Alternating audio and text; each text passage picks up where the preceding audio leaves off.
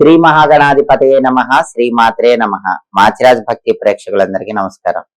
ఫిబ్రవరి 21వ తేదీ నుంచి ఫిబ్రవరి 28వ తేదీ వరకు మేషాది ద్వాదశ రాశులకి రాశి ఫలితాలు ఎలా ఉంటాయో, అలాగే ఏ గ్రహాలు అనుకూలిస్తాయో, ఏ గ్రహాలు వ్యతిరేకంగా ఉన్నాయో, వ్యతిరేక గ్రహాల అనుకూలత కోసం పాటించాల్సిన పరిహారాలు ఏంటో, ఏ దేవీ దేవతల ఆలయ దర్శనం చేయాలో, ఎలాంటి మంత్రాలు జపించుకోవాలో, ఎటువంటి స్తోత్రాలు చదువుకోవాలో, గోమాతకు ఎలాంటి ఆహారం తినిపించాలో, ఎలాంటి దానాలు ఇవ్వాలో, ఫిబ్రవరి 21 నుంచి ఫిబ్రవరి 28 వరకు ద్వాదశ రాశులకి రాశి ఫలితాలు ఎలా ఉన్నాయో ఈ వీడియోలో మనం తెలుసుకుందాం. తదుపరి మకర రాశి. మకర రాశి వాళ్ళకి ఫిబ్రవరి 21వ తేదీ నుంచి ఫిబ్రవరి 28వ తేదీ వరకు ఈ 8 రోజుల్లో రాశుల ఫలితాలు పరిశీలిస్తే, గ్రహాల సంచారం పరిశీలిస్తే, మకర రాశి వాళ్ళకి సూర్యుడు 2వ స్థానంలో వ్యతిరేక ఫలితాలు ఇస్తున్నాడు. ఆఫీసులో దూకుడుతనం వల్ల బాస్తో గొడవలయ్యే అవకాశాలు ఉన్నాయి, కొలీగ్స్ తో గొడవలయ్యే అవకాశాలు ఉన్నాయి. కాబట్టి వినయంతో ఉండండి. బాస్తో గానీ కొలీగ్స్ తో గానీ గొడవలు పడకండి. గొడవ పడితే మాత్రం ఇబ్బందులు వస్తాయి. రహస్య శత్రువులు ఆఫీసులో వెన్నుపోటు పడవాలని ట్రై చేస్తారు, ప్రమోషన్లు ఆపేస్తారు, ఇంక్రిమెంట్లు ఆపేస్తారు. కాబట్టి మీ దూకుడుతనం, మీ మాట దురుసుతనం అనేది 21వ తేదీ నుంచి 28వ తేదీ మధ్యలో తగ్గించుకోవాలి. రవి 2వ స్థానంలో ఉన్నప్పుడు ఇలాంటి సమస్యలు వస్తాయి. తండ్రి వైపు బంధువులతో మాట్లాడేటప్పుడు కూడా జాగ్రత్తగా ఉండాలి, లేకపోతే వాళ్ళ వల్ల కూడా సమస్యలు వచ్చే అవకాశాలు ఉన్నాయి. అగ్రికల్చర్ ఫీల్డ్ లో కూడా ఇబ్బందులు ఉంటాయి, పాలిటిక్స్ లో ఇబ్బందులు ఉంటాయి. ఇవన్నీ రవి 2వ స్థానంలో ఉండటం వల్ల మకర రాశి వాళ్ళకి కనిపిస్తూ ఉంటాయి. ఆ సమస్యలు పోవాలంటే నానబెట్టిన గోధుమలు బెల్లంతో కలిపి ఆవుకు పెట్టాలి. కేజింబావు గోధుమలు ఎర్ర వస్త్రంలో మూటగట్టి బ్రాహ్మణుడికి దానం ఇవ్వాలి. అలాగే ప్రతిరోజు కూడా ఓం నమో భగవతే విష్ణవే అనే మంత్రాన్ని 21 సార్లు చదవాలి. సూర్యుడికి అధిష్టాన దైవం విష్ణుమూర్తి కాబట్టి ఈ మంత్రం చదవాలి. విష్ణు పంజర స్తోత్రం అని ఉంటుంది, ఆ విష్ణు పంజర స్తోత్రం చాంటింగ్ వినాలి. ఇవి చేసుకుంటే సూర్యుడు ఇచ్చే వ్యతిరేక ఫలితాలు తొలగిపోతాయి. ఆ తర్వాత మకర రాశి వాళ్ళకు బుధుడు 2వ స్థానంలో బ్రహ్మాండంగా ఉన్నాడు. బుధుడి బలం బాగుంది కాబట్టి మకర రాశి విద్యార్థులకు చాలా అద్భుతంగా ఉంటుంది.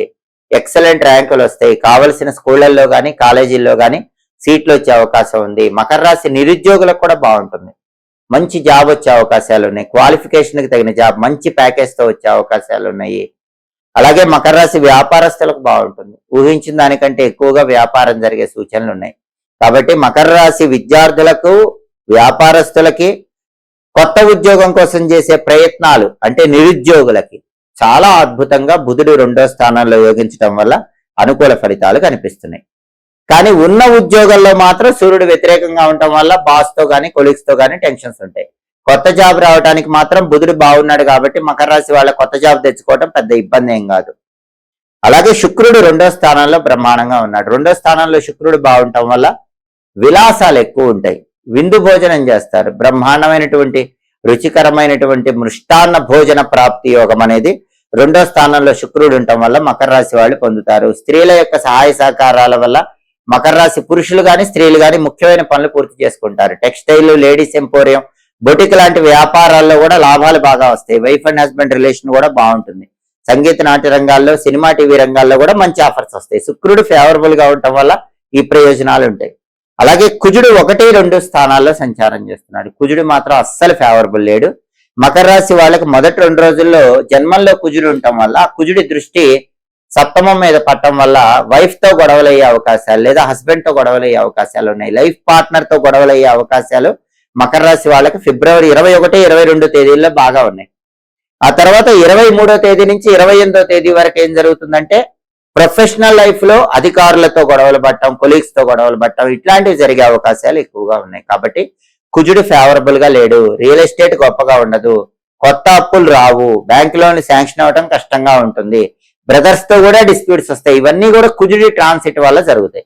కుజుడు 1, 2 స్థానాల్లో యోగించడు కాబట్టి నానబెట్టిన కందులు బెల్లంతో కలిపి ఆవుకు పెట్టడం, కేజింబావు కందులు ఎర్ర వస్త్రంలో మూటగట్టి బ్రాహ్మణుడికి దానం ఇచ్చుకోవడం చేయాలి.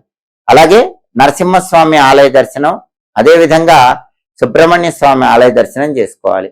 ఓం అం అంగారకాయ నమః అనే మంత్రం 21 సార్లు చదవాలి. రుణ విమోచన అంగారక స్తోత్రం చాంటింగ్ వినాలి. ఇవి చేసుకుంటే కుజుడిచ్చే వ్యతిరేక ఫలితాల నుంచి బయటపడచ్చు. కాబట్టి ప్రధానంగా మకర రాశి వాళ్ళకి రవి బలం లేదు, కుజుడి బలం లేదు, కానీ బుధుడి బలం ఎక్సలెంట్ గా ఉంది, శుక్రుడి బలం ఎక్సలెంట్ గా ఉంది. కాబట్టి రవికి కుజుడికి పరిహారాలు చేసుకుంటే మకర రాశి వాళ్ళు మిగిలిన గ్రహాలు ఇచ్చేటటువంటి అనుకూల ఫలితాలు పూర్తిగా పొందవచ్చు. ఈ వ్యతిరేక ఫలితాల నుంచి బయటపడవచ్చు. ఫాల్గుణ మాసం విష్ణుమూర్తికి చాలా ఇష్టమైన మాసం. ఫాల్గుణ మాసంలో ఎవరైనా సరే ప్రతిరోజు కూడా విష్ణుమూర్తిని పూజించి పాలు నైవేద్యం సమర్పించినట్లయితే విష్ణుమూర్తి అనుగ్రహం వల్ల ఆర్థిక ఇబ్బందులు తొలగిపోతాయి. వృత్తిపరంగా మంచి పురోభివృద్ధి ఏర్పడుతుంది. దీన్ని పయోవ్రతం అనే పేరుతో పిలుస్తారు.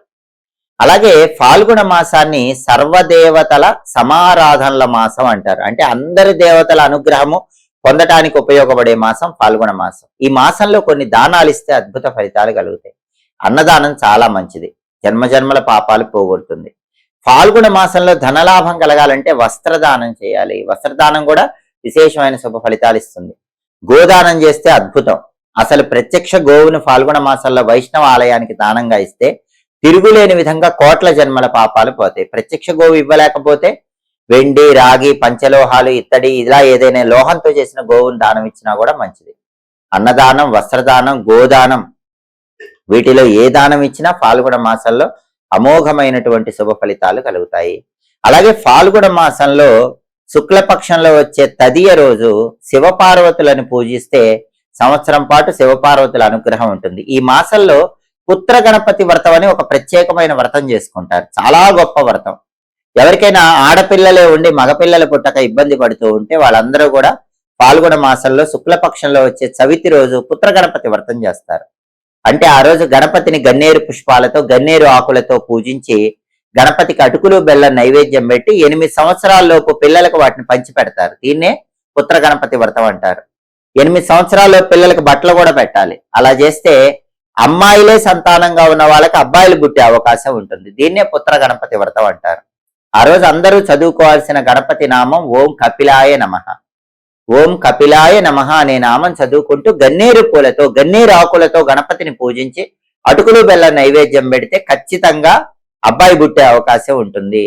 దీన్నే డుండి గణపతి వ్రతం అనే పేరుతో కూడా పిలుస్తారు. ఎందుకంటే ఆ రోజు కాశీ క్షేత్రంలో డుండి గణపతికి చాలా ఇష్టమైన రోజు.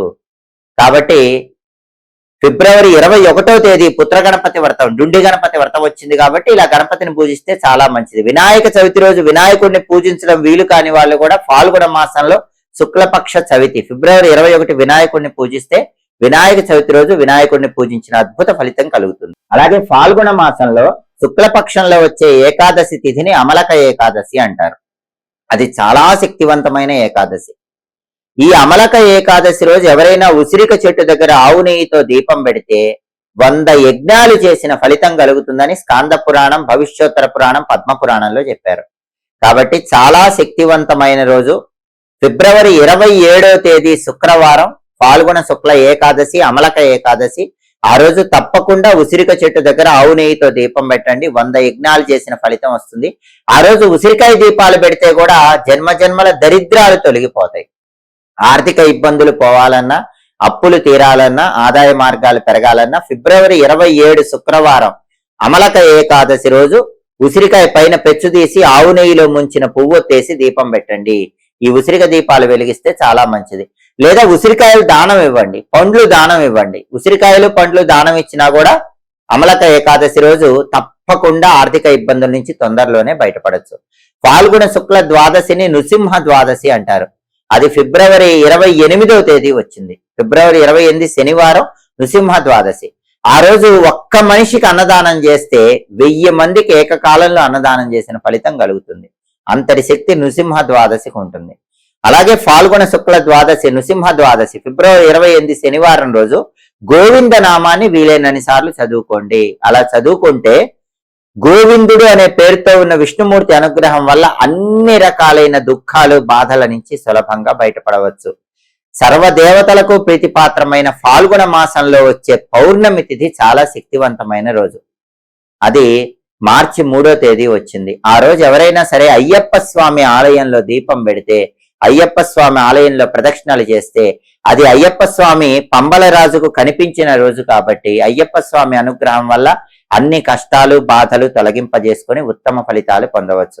ఎవరైనా సరే ఫాల్గుణ మాసంలో పరమేశ్వరుడికి ఆవు పెరుగు, ఆవు నెయ్యి, తేనె ఈ 3 ద్రవ్యాలతో నెలంతా అభిషేకం చేస్తే 90 రోజుల్లో సకల సంపదలు కలుగుతాయని నారద పురాణంలో చెప్పారు. కాబట్టి సకల సంపదలు 90 రోజుల్లో రావాలంటే ఫాల్గుణ మాసంలో ఆవు పెరుగు, ఆవు నెయ్యి, తేనె ఈ 3 ద్రవ్యాలతో మీ ఇంట్లో ఏ శివలింగం ఉన్నా ఆ శివలింగానికి అభిషేకం చేసుకోండి. శివుడికి, విష్ణుమూర్తికి, లక్ష్మీదేవికి ప్రీతిపాత్రమైన మాసం ఫాల్గుణ మాసం. ఈ మాసంలో ఈ విధి విధానాలు పాటించండి. సమస్త శుభ ఫలితాలను సిద్ధింపజేసుకోండి. భయంకరమైన పాపాలు, దారిద్ర్య బాధల నుంచి సులభంగా బయటపడండి. అలాగే ఎప్పటికప్పుడు దినఫలాలు తెలుసుకోవాలన్నా, పక్షఫలాలు లేదా మాసఫలాలు తెలుసుకోవాలన్నా, గ్రహాల సంచారంలో వచ్చే మార్పును బట్టి ఫలితాలు తెలుసుకోవాలన్నా, సంవత్సర ఫలితాలు తెలుసుకోవాలన్నా, జ్యోతిష శాస్త్రానికి సంబంధించి ఎలాంటి ఆసక్తికరమైన విశేషాంశాలు తెలుసుకోవాలన్నా మాచిరాజు భక్తి ఛానల్ తప్పకుండా చూడండి. మా వీడియోస్ మీకు నచ్చినట్లయితే మా ఛానల్ లైక్ చేయండి, కామెంట్ చేయండి. మా ఛానల్ వీడియోస్ 10 మంది మిత్రులకు షేర్ చేయండి. మా ఛానల్ సబ్స్క్రైబ్ చేసుకోండి. పక్కనున్న బెల్ సింబల్ నొక్కటం మాత్రం మర్చిపోకండి. సర్వే జనాః సుఖినో భవంతు. స్వస్తి.